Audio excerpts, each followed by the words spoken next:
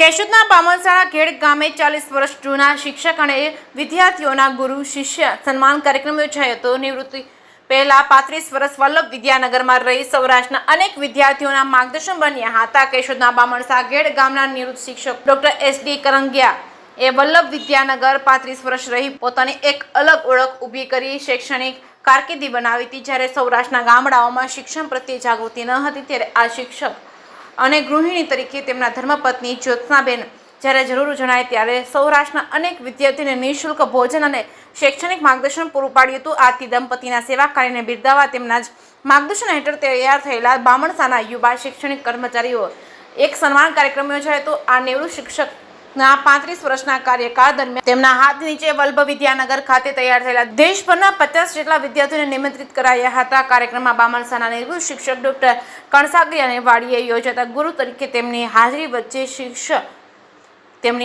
વચ્ચે શિષ્ય એવા વિદ્યાર્થીઓનું સન્માન કરવામાં આવ્યું હતું। કાર્યક્રમની શરૂઆત થાય તે પહેલા બગીચાના નૈસર્ગિક વાતાવરણમાં બાળકોએ ગીત રજૂ કરી પરિવાર સાથે પધારેલા વિદ્યાર્થીઓ એવા અલગ અલગ ક્ષેત્રમાં કર્મચારીઓ વિદ્યાર્થીઓ હાજર રહેતા તેમનું સ્વાગત કરવામાં આવ્યું હતું। આ કાર્યક્રમમાં ડોક્ટર કરંગિયાએ લેખિત 8 પુસ્તકોનું વિમોચન કરવામાં આવ્યું હતું। આ કાર્યક્રમમાં મહેમાનોએ તેમનો પરિચય આપી વિદ્યાર્થી કાર્યકાળ દરમિયાન તેમના અનુભવની વાતો વાગોળી હતી। આ કાર્યક્રમ દરમિયાન નિવૃત્ત શિક્ષકના માર્ગદર્શન નીચે તૈયાર થયેલા બામણસા ગામના શિક્ષિત કર્મચારીએ એમ કહ્યું હતું કે શિક્ષણ મેળવવા મુશ્કેલ ક્ષણે તો જો તમને ડોક્ટર કરંગિયા તરફથી માર્ગદર્શન ન મળ્યું હોત તો આજે તેઓ ખેતી કામ કરતા હોત।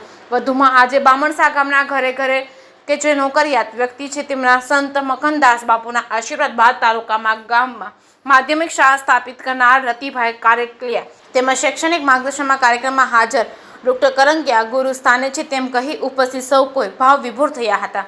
જે કેસની ગુજરાતી સાથે રાજુ પંડ્યા, કેશોદ।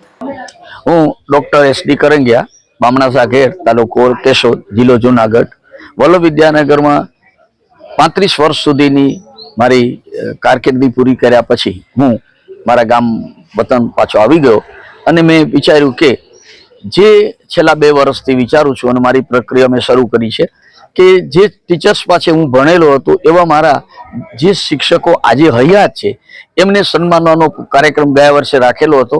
મોટી સંખ્યામાં અમે જે સહાધ્યાયીઓ તો ભેગા થઈ અને અમારા ટીચરનું અમે મોટા પાયા પર સન્માન કરેલું એ ત્રિવેદી સાહેબને આજે યાદ કરતા અમે ખૂબ હર્ષની લાગણી અનુભવીએ છીએ।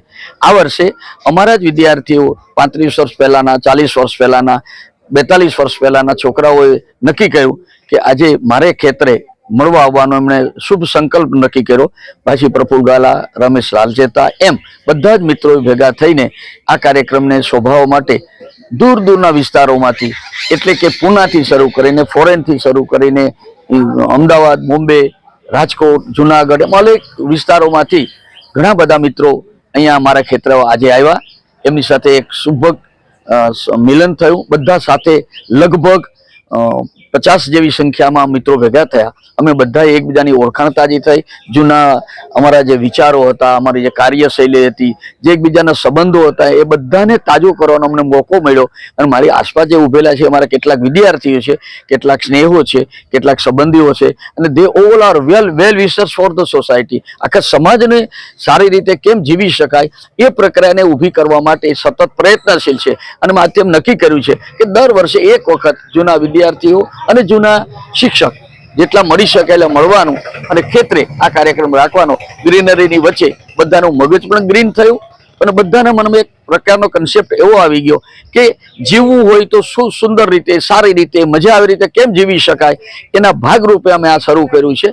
અને અમે સામાન્ય રીતે બધાને એકબીજાને મળતા રહીએ, પણ મળીએ છીએ ત્યારે એક વિદ્યાર્થી શિક્ષકને મળે છે એવું નથી, પણ એક માનવી ઉત્તમ માનવીને મળવાની કોશિશ કરે છે અને એ રીતે માનવીતા ડેવલપ કેમ થાય એનો પ્રયત્ન કરીએ છીએ। મારી સાથે પ્રફુલ ગાલા છે અને પ્રફુલ ગાલા આજે